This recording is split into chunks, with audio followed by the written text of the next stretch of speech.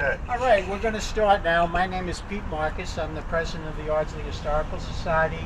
My wife Rosemary and I have lived in Ardsley for 45 years, and my partner is Rob Pellegrino, the village historian, past president and longtime member of the Ardsley Historical Society, and also a longtime resident in Ardsley, and a lover of Ardsley history, as you'll find out over the next hour or so.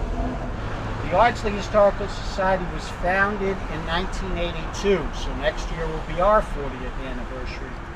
And it was to preserve and protect archives pertaining to Ardsley's history, as well as educating the public. We do programs for the schools, as well as walking tours like this. So we hope you enjoy yourselves and would consider becoming a member. Now I'll turn it over to Rob, who has some items of interest. Only two props on this tour, and they both get taken out as I stand here on this grass. So the first question is, what is Ardsley? So the answer is Ardsley is both a village and a school district. And as you can see, the size of Ardsley is 1 square mile as incorporated. The school district is 4 square miles. The population of Ardsley, actually the mayor was on the last tour, she told me we're now at 5,000. I put the school district with Ardsley at about 10,000. The question then arises, well, why don't the boundaries match? The boundaries don't match because in 1812, long before there was an Ardsley, the New York State Legislature passed the Education Act, and they required that all towns divide the town into school districts. The original school district was Common School District number 3, and it actually was significantly larger even than this school district, and went to the west almost and across Broadway. In 1865, we get to roughly these boundaries with some later adjustments. I think I mentioned to someone on the last tour that this school district touches, I think, 5 zip codes. White Plains, Hastings, Dobbs, what am I thinking of? Hartsdale and Scarsdale, right on Sprain Road. I want to emphasize that for the Historical Society, we don't focus on the village of Ardsley. We really treat when we talk about Ardsley and we devote our time and our resources to it, we think about the Ardsley School District just as much as we think about Ardsley. But it does give you a sense of the size of the school district. This is not the only place in Westchester. Irvington has a school district larger than its municipality, so this is not uncommon because you have all of these things occurring at different times. The incorporation 1896, school district much earlier, and I won't get started on post offices, but anybody who comes to this area gets very confused. Do I have the pool? Don't I have the pool? Do I live in Ardsley? Do I live in Greenberg? Lots of questions, all answered by some responsible governmental officer, but you're not going to figure it out alone. It's that crazy. But let's move on. The first building on this location was not a firehouse, it was actually a school building. But it was the second school in the Ardsley School District. The first school, Rob is going to talk about now, which was at a different location. Rob? Okay. So what's referred to as the Little Red Schoolhouse, you can actually see the location. If you go over the bridge and you just pass King Street, you're going to see a large red barn. It was behind that large red barn that the Little Red Schoolhouse stood. A very small parcel of land was deeded for that purpose, and in 1830 that school began, and just to give an idea of the size, it was 15 by 26, so it may be smaller than this plot of land, this plot of grass we're standing on. In any event, that school, the Little Red Schoolhouse, served the village and parts of Dobbs Ferry until 1887, and Pete's going to talk about the second school. But the Little Red Schoolhouse generally had in attendance somewhere between 30 and 60 children, which was probably sometimes a quarter, probably mostly a third of those, say, school-eligible children. So there were lots of children who weren't attending. The school year was typically October 1 to May 1, I guess in part to accommodate planting and then harvesting. The teacher's salary in the mid 19th century was $1 a day, and students sat at wooden desks accommodating 2 to 6 students. I just want to point out that the portion of the school was over a brook. They would have preferred a larger plot, needless to say, and it was up against the cow yard. And again, the plot was so small that the privies or outhouses, rather than being at a distance from the school, were actually right against the school, making that a little unpleasant. But in any event, it served for 57 years, and Pete's now going to talk to you about what we regard as the second school. So the building that I'm referring to, that is your first slide, you see is Ardsley Union Free School District number 5. From 87 to 1912, that building was Ardsley School, and it only served grades 1 through 8. So if you wanted to go to high school, and not everybody did in those days, you had to go to Hastings. They had a high school, Ardsley did not. Now,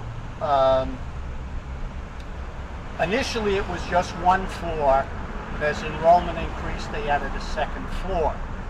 And after 1912, that second floor served as the municipal offices for the village. After 1912, Ardsley had another building, which we'll get to in a few minutes, that housed more grades. This is the iPad of the 19th century. For any student, it would have been MyPad. But utilized in that school was this slate. And on one side there are small boxes and some diagonals for what would have been math, and on the other side a clean slate for for printing and for cursive and for notes. But this was in fact utilized in that 1887 building. So I don't think our kids would recognize what it was, but it's about the right size, right, for an iPad? Yeah. So now referring to the building that replaced that, that's what you see in photo number 3. This was from July 4th, 1921. The building itself opened in 1915. That was the first firehouse, and it was a one bay, so it's one doorway width, which if you flip over to the next one, number 4, the left-hand side, that expanded over time to be 2 bays, and then as you see it there, 3 bays. Over those years, again, in the upper floors were the municipal offices in the village court. Over the years, the fire department purchased different equipment, which was bigger and longer, so eventually the apparatus that they purchased would no longer fit into that building. So they had a decision to make, either expand the building, or what they ended up deciding to do was tearing it down and building an entirely separate building. Prior to that, the municipal offices moved into a separate building, which is what you see on behind you, which was opened in 1999, and then the building that you see today, which was completed in 2017. So we said the other school building served the Ardsley residents until 1912. This building was completed in 1912. The first students came in 1913. What strikes me about the building is the size of the building relative to the one we just discussed. And I think it goes to the foresight and the courage, for that matter, of the Board of Education, and reflects really the interest that continues in trying to provide the best education for students in the school district. Again, you're talking about the 1887 building, which at its end I think had 4 schoolrooms, and the Board of Education makes a decision to buy this land and raise a not insignificant money.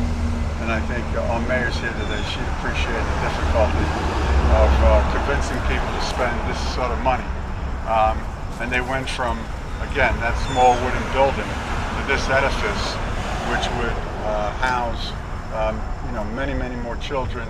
And I guess they were reasonably confident about the population expansion, but again, dedicated to providing the very best for students in the district. And So notice that the other school only went up grades 1 through 8. This housed all the grades through high school. So the first graduating class was only 4 students, some of whom you see pictured there, and that was a class of 1916, the first graduating class from Ardsley High School. Now, over time, the population at this school changed as the enrollment grew, and Ardsley found the need to build additional buildings. So Concord Road School was completed in 1953, and that initially housed grades K through 3. Then the high school on Farm Road was completed in 58, and that actually initially housed grades 7 through 12. And then finally the middle school opened in 1971. And for those of you that have never gotten up close to the building, you might not realize, but on the extreme left and extreme right at the front of the building looks like 2 white sections of concrete. As you get closer, you notice that there are actually names etched into those concrete slabs. On the left-hand side, it's statesmen, George Washington, Abraham Lincoln, Ben Franklin, Henry Clay, people like that. On the right side, it's the literary figures, Henry Wadsworth Longfellow, Edgar Allan Poe, people like that. So the next time you're walking, walk by there and get up close and you'll actually see those names. And it's kind of incredible that that completed in 1912, and here we are today in 2021, and they're still legible. so I'm assuming, well, most of you, maybe all of you, are familiar with the old Croton Aqueduct that runs north-south and is easily accessed in Hastings and Dobbs and Irvington. That's a great walk and biking path, particularly in the fall, I'd say, between the foliage and the opportunity to look down at the river. And one house in particular, the Octagon House, a very famous house. So if you haven't done it, I highly recommend it. But again, that was the old Croton Aqueduct.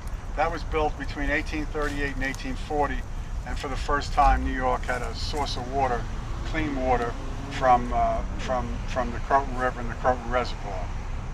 What I'm about to point to, because that one was above ground. Below ground, what you're looking at is an open cut of the new Croton Aqueduct. The new Croton Aqueduct runs north-south for approximately 33 miles, and it's just the other side of that curve. And again, follows north-south, and it was constructed between 1885 and 1889. During those years, not every hamlet or community, if you will, had a shaft down to the area where they were digging north and south. Ardsley did in fact have a shaft. It was known as Shaft 14, and it was roughly where the library is. At that point, there were 100 to 125 men working 2 shifts, mostly Italians and African Americans, who were contracted for and probably put on a train and brought up on the rail. Put on the train and brought up by rail, and arrived here to go into boarding houses that were owned by the company that was in charge of this portion of the work. Various companies have various portions. But in any event, from 1885 to 1889, they were in the community, and they were referred to generally as boisterous, drunken, wild, and the Greenberg Register, the sort of the official paper at the time, called it anarchy in the villages, and that's probably mostly attributable to payday, when there were more saloons than you could count. And no doubt it was, at a minimum, a nuisance. This was a rural area, but I think it's important to think about what it was like for the men who were doing the work. So let's put aside what it meant to those in the community, and let's think about the men. So the men arrive here without their families. They're earning roughly $1.25 a day, maybe $1.50 a day. Of the $1.25, $1.50 a day, it's really in script for the most part, and they've got to pay for their boarding out of that money, their food is taken out of that money, clothing is taken out of that money, some reserve for a physician is taken out of that money, and so I can't say there was a lot left. But aside from that, aside from the poverty, if you will, and the difficulty, particularly the difficulty of the work, it was extraordinarily dangerous. 100 men died along the line, including 5 or more right here in Ardsley, from either falling rock, collapse of the tunnel, dynamite explosion in one case. So just a very difficult time. So I'll say again, as we think about the community and its impacts, which are mostly what was reported, what wasn't reported, at least in the local papers, was just how dangerous the work was and what a burden it was, to the men who performed that work. This new Croton Aqueduct is actually still in service. The old Croton Aqueduct was retired in 1958, and this still serves the city of New York. When you're in the parking lot, the library parking lot, you see a cylindrical above ground. I don't know if it's above ground, actually, or the other, and that's actually a passage or an access way to the aqueduct. And they go down and they examine parts of this area, including where the ASVAC building stands and the library stands, is specifically owned by the city of New York for that access, and those buildings are in a sense permitted on the property with the permission of the city of New York. There was a span of about 20 years when the Ardsley Public Library was actually in that building where we started. It was on the second floor. So from 1922 to 1941, that was the location of the Ardsley Public Library. And then, because of budget constraints, from 1942 to 1971, there was no library in Ardsley. So that was a span of almost 30 years where there was no public library. In 71, the village board and the mayor at the time said, we've got to rectify this situation.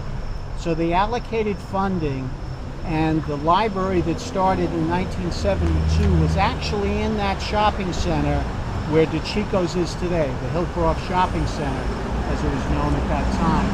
It was a storefront library, so it's down the other end of the storefront. I think a nail salon and a bank are there now, but that's where the library was. And then, as you can see in the picture, in '84, the initial construction of a library all its own was on the current location. And then that was expanded with the children's wing in '93, and finally the last expansion was in 2009, and that's what you see today.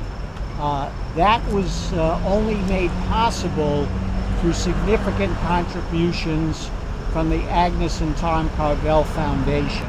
And it was a credit to the Library Board of Trustees, in particular Floyd Lichtenberg, who kind of spearheaded.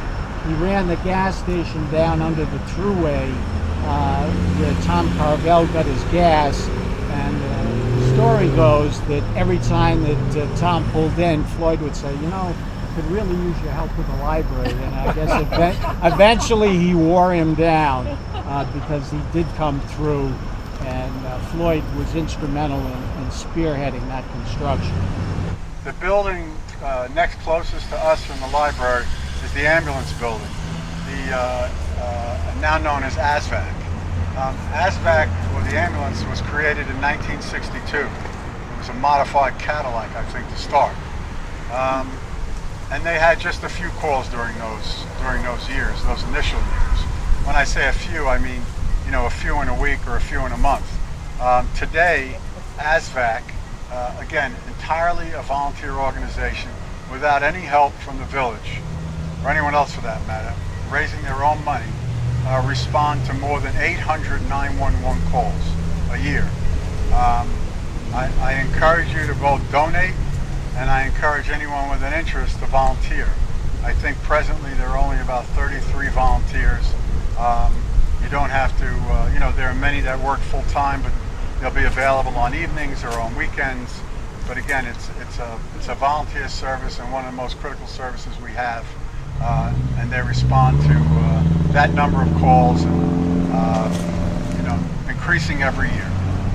The one other building I want to mention that's on what we now refer to American Legion Drive, and the reason we refer to it as American Legion Drive is the last building, for a time, the Paul Anthony building, for some of you who may remember that.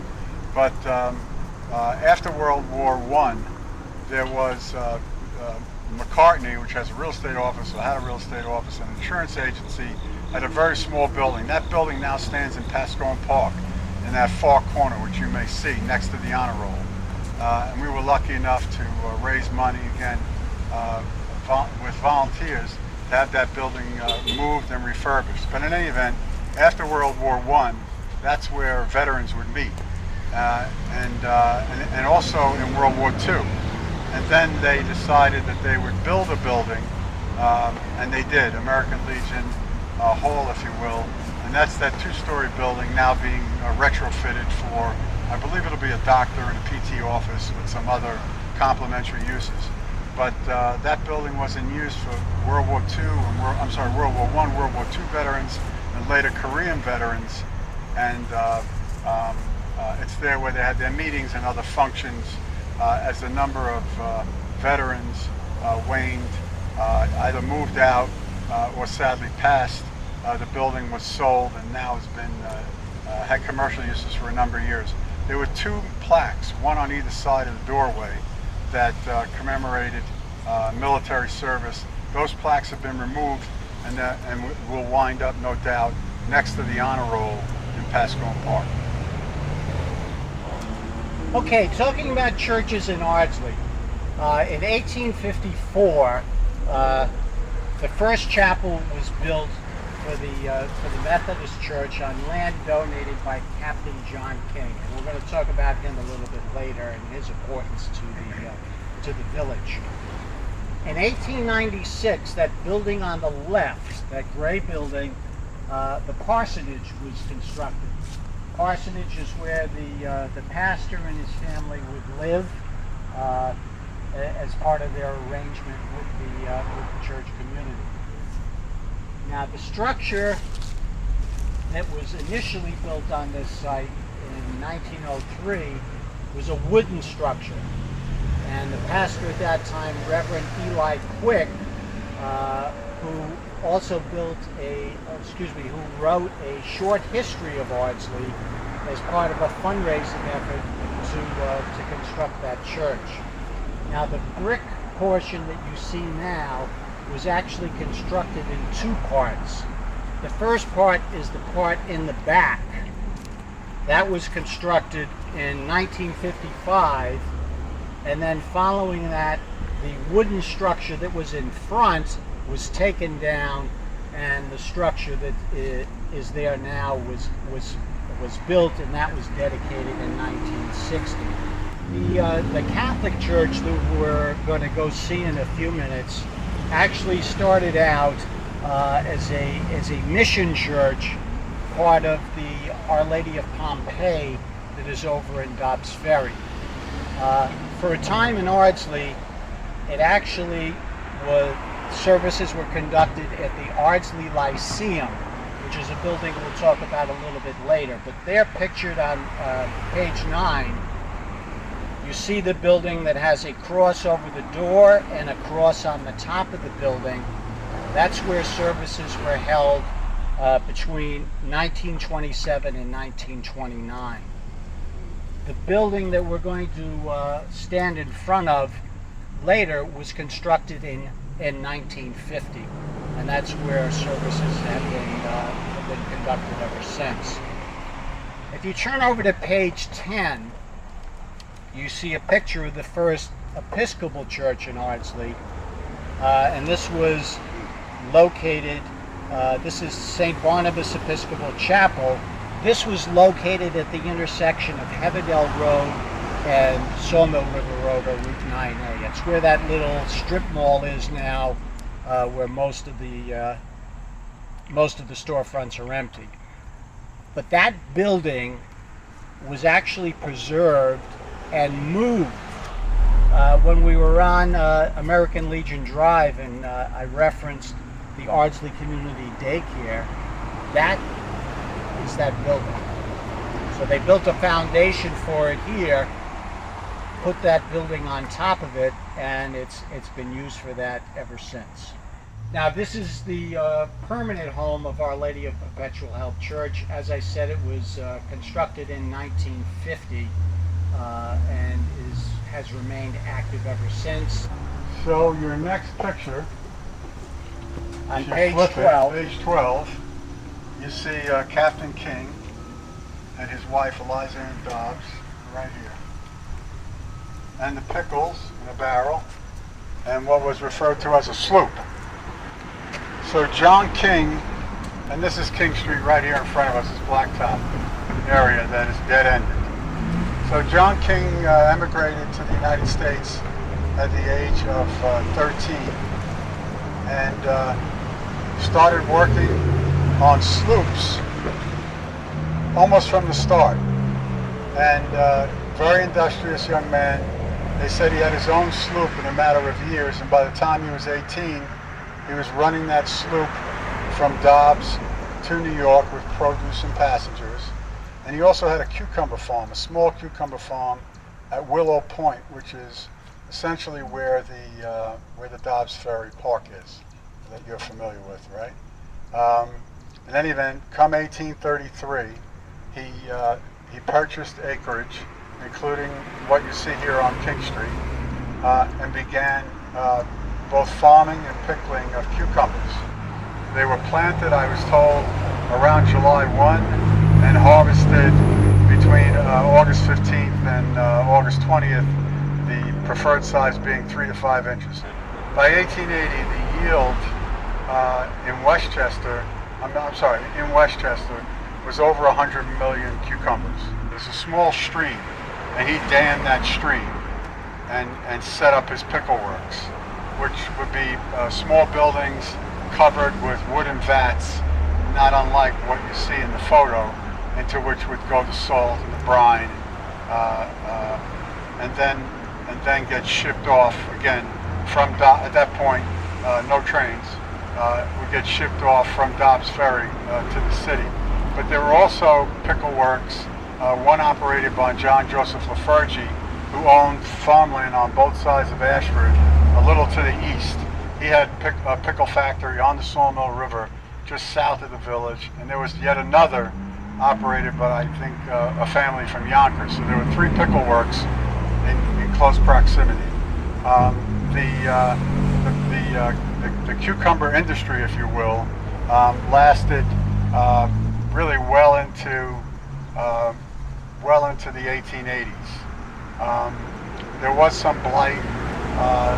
There was some falling off in terms of demand, and it was at that point that some of the farms were sold for different kinds of farming, and by the 1890s, those lands were really sold with a view towards development, with the simple fact that it would be more profitable to sell it to a developer than it would to grow cucumbers.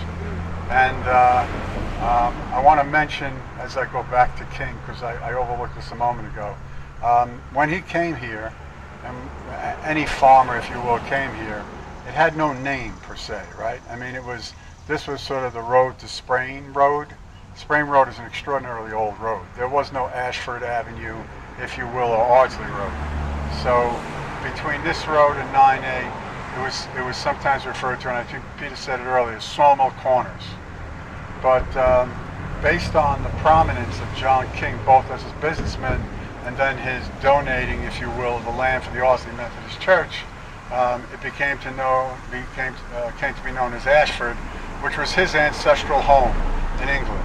So he got the benefit of that. And so the hamlet was known as Ashford. As I say, following the cucumber farming, there was a lot of dairying. And there was a dairy farm north of Ashford and west of Northfield, of a good size, run by a gentleman named Joseph Coggins at a point, with 40 cows. His milk would go on the train and be sold locally. There were several other dairy farms in and around, at that point, Ardsley. And we'll get to how we got from Ashford to Ardsley a little later on in our tour. The last farming to be done, if you will, were so-called truck farms. And those were farms, and chicken farms, and those were farms that were basically producing lettuce and tomatoes and some fruits for sale locally, but also to be shipped into New York. First horse and buggy, later on trucks.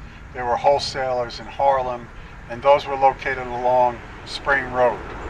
I mentioned LaFergie, who operated a pickle factory south of Ashford Avenue on the Sawmill, and farmed here. Well, part of his farm was this hill, and in 1894, his son Daniel D. LaFergie sold this piece of the farm, which actually ran, I want to say, just west of Euclid Avenue to just east of Larchmont, and up into almost Greenville. And he sold it in 1894 to a developer for $20,000. A lot of money at the time. And that became known as Ardsley Heights. And if you turn the page, or if you're on the page, I want to point out that if you look at the far right, you see a little curve. Looks like a curved curve. That's actually Euclid Avenue. That's Euclid Avenue. This photo is taken from our side of Ashford Avenue and looking up at the hill. I think the best part of that photo is actually the ad. If you look on your lower right, if you moved out of the unhealthy city to the healthful air of Ardsley, you would benefit and you'd be insured against all of those maladies. So, you know, malaria and pulmonary problems, etc. And this appeared in many newspapers. It reads 500 feet. I don't think the hill's quite that tall. It also says 8 miles from the city. That's 8 miles. That 8 miles will take you really to the Bronx, so that really wasn't particularly true. It would take you a little longer. But what is important is that the railroad was operating on a schedule with a fair number of trains, and the round-trip ticket into the city was 65 cents. So they're really encouraging people to commute. The first couple of houses were the two matching houses on Lincoln. If you were to go up Euclid and make that first left, you'd see two homes on Lincoln that match.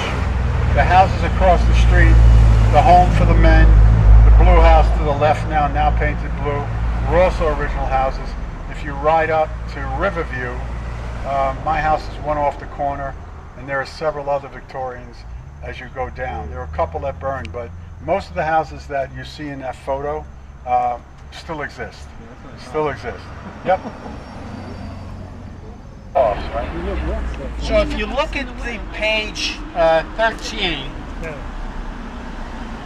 the third building from the right is the very same building that we talked about earlier when we were talking about the Catholic Church.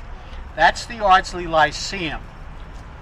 And in those days in the village, this was where all the activity in the village took place.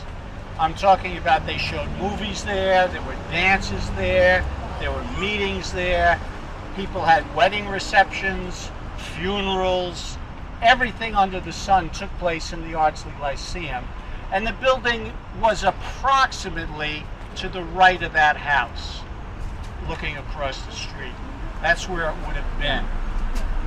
So they would also have regular debates. at the Lyceum. And questions would be posited, and then the vote would take place immediately after the two debaters had concluded. So one of the interesting debates was should women have the right to vote? And that evening, the answer was in the affirmative. Should women have the right to vote? I don't know that the audience was entirely women. I know the debaters were men, and I'm sure there were men in the audience. So, would you like to take a guess of when they decided women ought to have the right to vote in that room? Just throw a date. 1923. When? 1960. No. 1882. Ardsley's progressive. No. Not in ways we might not appreciate, but and so it was 1882. They came to that conclusion. In 1913, nothing happened obviously after that. Not for many years. But in 1913, a notable suffragette speaker came to speak at the Lyceum about the right to vote, and it would be still another 4 years before New York gave the right to vote, and then in 1920 the federal government gave the right to vote. But just to show you that it wasn't a one-off in terms of Ardsley being somewhat enlightened about these things, the first elected official, woman elected official in all the villages was Isabel McCartney, who was elected treasurer of the village of Ardsley in 1914, and that was well ahead of anything that had happened in any of the other villages. So we'll take credit for both of those. Sounds good. If you turn over to the next page, 14, you see pictured the first officers in the village of Ardsley. The person who was in charge, Daniel Lawrence, his position was known as president. That later became renamed that position by the legislature as what we know now as mayor. But initially, the first four elected officials were known as leaders of the village were known as president. William I. Odell, I'm mentioning because he was a very prominent business person, and we'll see a picture of his business a little later on. All of the gentlemen pictured there were prominent business people in the existing village. But that was your first seat of government.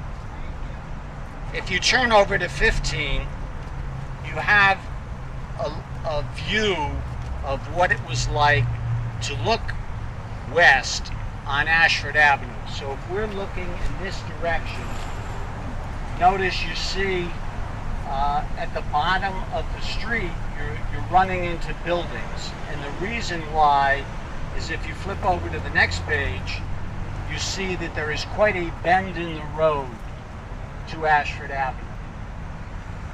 It doesn't just come straight across into Dobbs Ferry. It takes a very sharp right-hand turn. And what you'll see in a minute as we make that turn is what it looked like back then. And you see on the left-hand side pictured some of the businesses, a saloon, a grocery store, a butcher shop. Prominent on the right-hand side is the Johnson Building. And that's significant because that's where the municipal offices were, as well as the offices for the fire department. And you see the bell at the top of that tower. And that was rung for the fire. The buildings on the left-hand side of that photo are all Civil War and pre-Civil War era buildings. And that's how the village would have looked for many years. Again, this photo is 1911. The Johnson Building was built a little later. But if you want to sort of better visualize where this road takes you to Dobbs, you have only to look at Adamant Square right here, and you see that it dead ends. And the reason it dead ends, and there's a wall, is because the thruway's there. And the thruway basically knocked out what was the continuation of Ashford Avenue into Dobbs. And you can see a little piece of what I refer to as old Ashford Avenue when you're on the Sawmill and you're coming south and you get off, that first little stretch of road is actually a house or two on your left. That was actually Ashford Avenue. That's old Ashford Avenue, if you will. And if you did bird's eye, you'd note that this piece at the end of Adams Square and that piece line up. Again, the thruway essentially blocked it, and we'll see exactly what the thruway did to Ardsley in a little bit when Pete goes through that photo. So if you turn over to 19, the next couple of pages are giving you a flavor for some of the other businesses that existed back in early Ardsley. You see Buck's Stable, that would have been on the southern portion of 9A, that's south of Ardsley.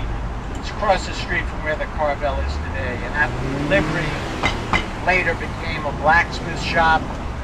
On the right-hand corner, you see Tink Brown, and that's blown up on the next page.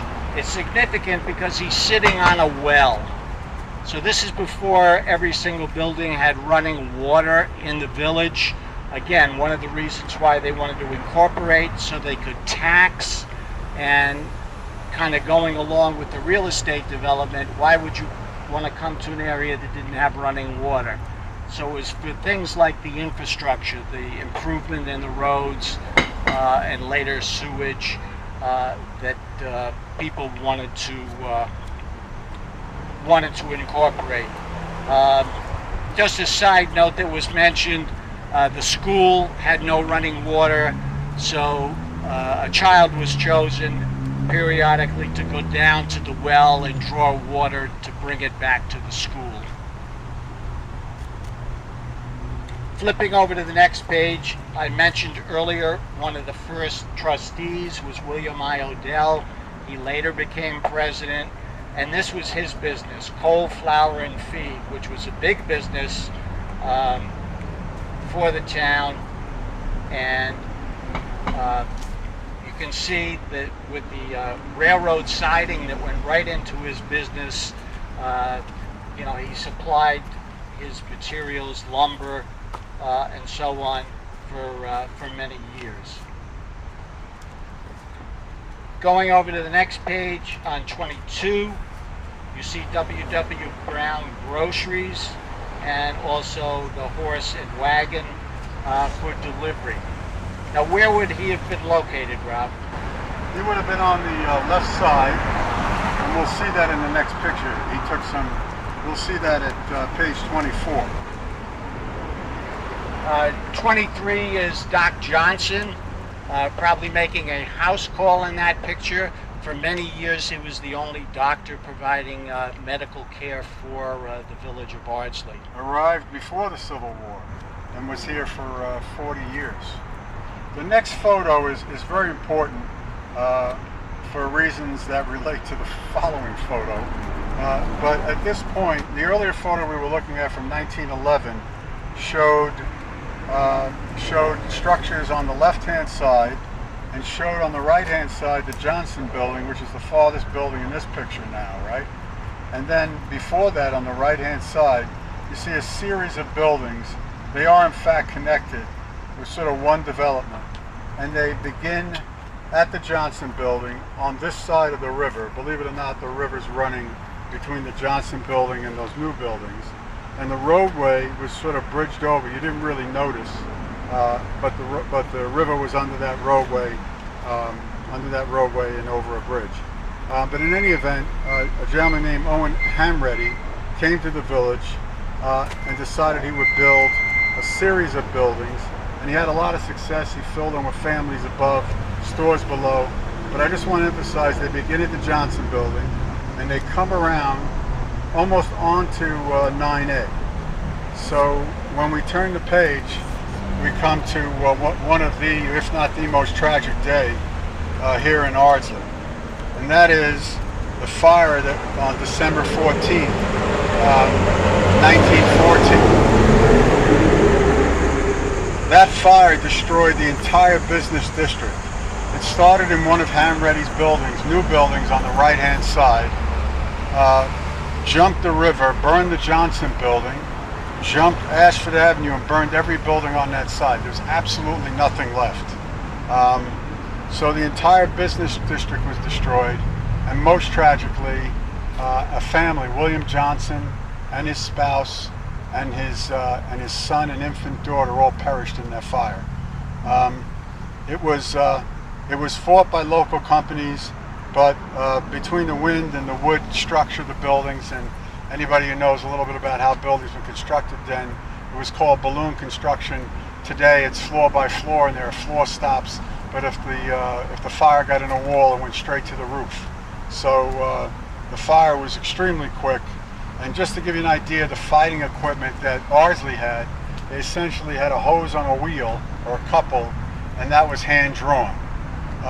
Not surprisingly, the proposition number 1 of the village in 1915, buy a fire truck. And they did. They bought a fire truck and a pumper. Fortunately for us, there's never been a fire equivalent to this. But many families were housed by others, and there was a lot of help. But for many years, although the left side was developed, and in fact, the building you see here was not taken out by the thruway, or I should say the overpass, but was not built long after. But on the right-hand side, it lay fallow for many years. There were not a lot of buildings. But we're going to get to the next picture, which is a picture of the village. Still, keep in mind, no thruway, no change, and you're seeing basically through Addington Square and across on Ashford Avenue to Dobbs Ferry west. This is probably 1936, and the village has been pretty well developed and looks much the way it does now. I will tell you that in addition to dead ending with the thruway, the building at the far left was in the way of the widening of Ashford and that overpass. So the building on the left is gone. The next building over still remains. One of the things that people who know the river towns talk about is why the downtown Ardsley area is so different.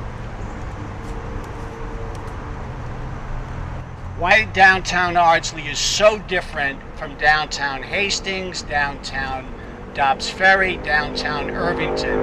And the reason is quite simple. The thruway really destroyed what was the downtown business area that was early Ardsley.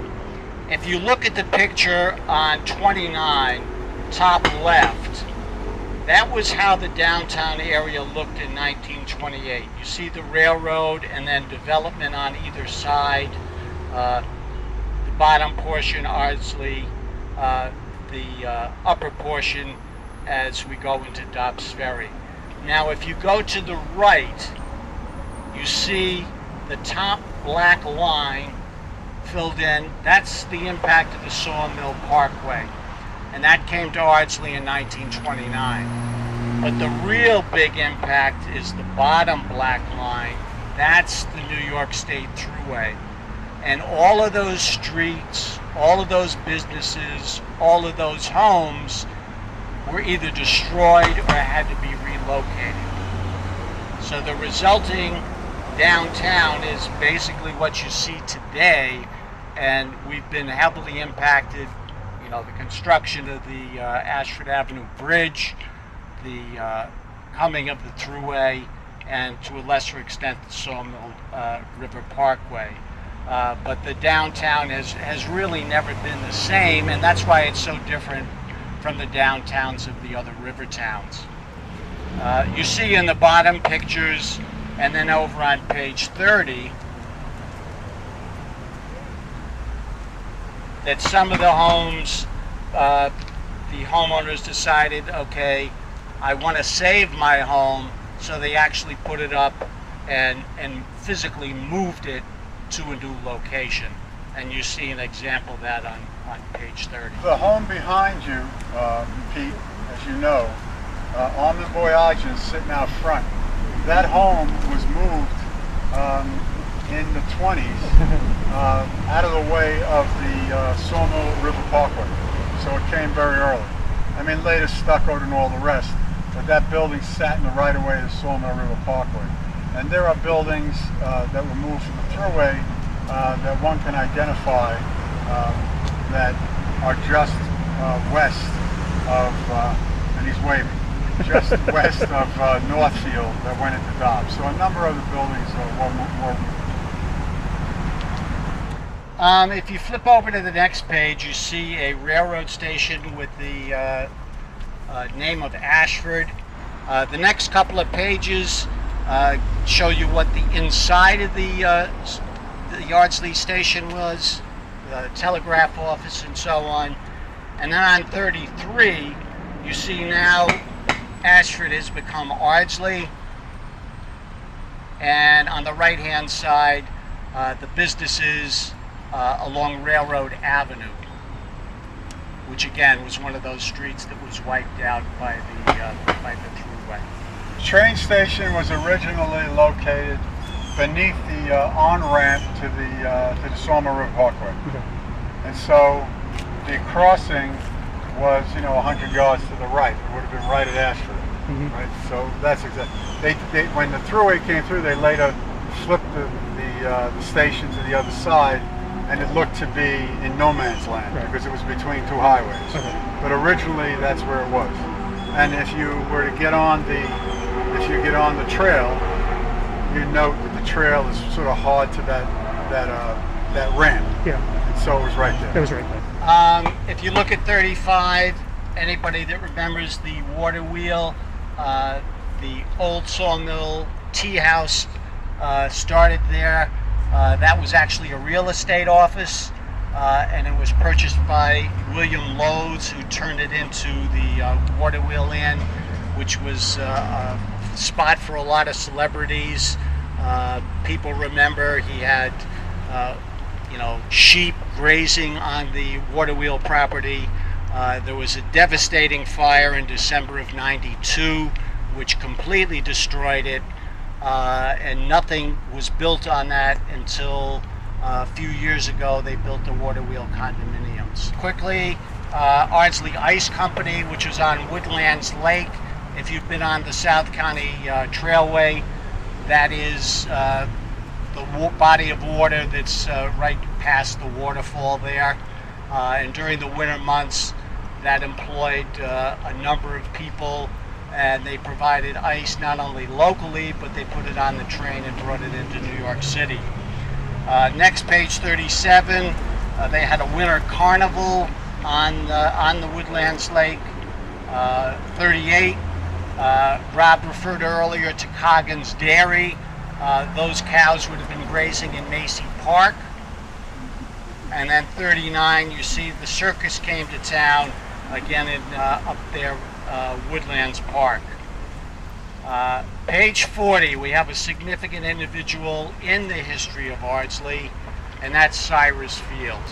Cyrus Field had an estate, which, by the way, he called Ardsley. He had an estate that began at Broadway, on the east side of Broadway in Irvington, and ran down the hill through the valley, through the Sawmill River Valley, and up onto the hill, really where Beacon Hill estates are. So he was an extraordinarily prominent, both locally and then obviously internationally, for his role in the laying of the transatlantic cable. In Ardsley, before 1883, the post office was in Dobbs Ferry, and people got a little tired of going to Dobbs Ferry, and they wanted their own post office. And they petitioned the government for their post office, and it turned out that there was another Ashford. There's an Ashford in upstate New York. It's slow going to get any post office at the time, and so they approached Cyrus Field, who had more than a little sway with government officials, and said, "Would you help us?" He helped them, and he did it quickly, but he said there was one condition, and you can guess the condition: name it after my ancestral home, Ardsley. And so in 1883, we became known as Ardsley. By the way, again, the incorporation didn't happen until 1896, but subsequent to 1882, it was no longer the hamlet of Ashford, it was the hamlet of Ardsley, and then a week later the train station changed from Ashford to Ardsley. That's how Ardsley got its name. The next page is just a little known fact. There was a car named Ardsley. It was manufactured by a company in Yonkers. They were not well financed, and after a couple of years the company went out of business. But the car itself received very, very positive reviews. Unfortunately, we have not been able to locate one, but you have an advertisement for one of the Ardsley models there, pictured there. Right. We're trying to do more than just recorded history, if you will. So Native American history in this area was mostly the Lenape tribe, and on our website, you can see it in our archives, is an article by Doris Cohen, a terrific article, in which she talks about Native Americans in the area, and she talks specifically about Wickers Creek and Dobbs Ferry, which was a large village. In fact, the next largest village, or nearest village, was near the Procanico River. No more photographs, but I want to talk about pre-revolutionary times here in Ardsley, or in and around Ardsley, I should say. So this area, together with a much larger area, was owned by Frederick Phillips, first his father and his son. Those were who controlled the manor in the mid 18th century. That manor was 52,000 acres. 52,000 acres, and ran from Stormbridge to the south to the Croton River. And it was divided into tenant farms. And those tenant farms were farmed by various people who were coming here at the time, Germans, but also a number of African American slaves. And each farmer was given a 99-year lease, and that lease could be transferred to their son, not their daughter, speaking of the time. And after 99 years, there was an option to purchase. Well, we didn't get to that point. But in any event, the farmers would pay their rent in part by sending to the mills at Phillipsburg that you can now visit, which is an extraordinary place actually. One of the mills still exists, and you would bring your wheat or your rye to the mill where it was milled mostly into flour, which was sent south, but also went overseas. As we approached Revolutionary War times, and in the beginning of the war, this area was known as the neutral ground, but there was nothing neutral about it, because it was an area that was raided by both the colonial militia and by the British. The British were referred to as cowboys. I haven't quite figured that out. And the colonial militia raiders, if you will, as skinners. And the British were firmly ensconced in New York, or let's say Manhattan, and colonial militia at various points, some north of here. But they would come and they'd raid these farms for cattle and for produce and so on. So it was a very difficult time in those years. Towards what would then be the end of the war, General Rochambeau, and I think most of you are familiar now with the Odell House on Ridge Road, which was General Rochambeau's headquarters during the encampment of 1781. And that's just an extraordinary location, or tangible piece of Revolutionary War history, and perhaps the only one we have here. And I think that's going to be a great museum and a great place to visit. But in any event, he was headquartered there.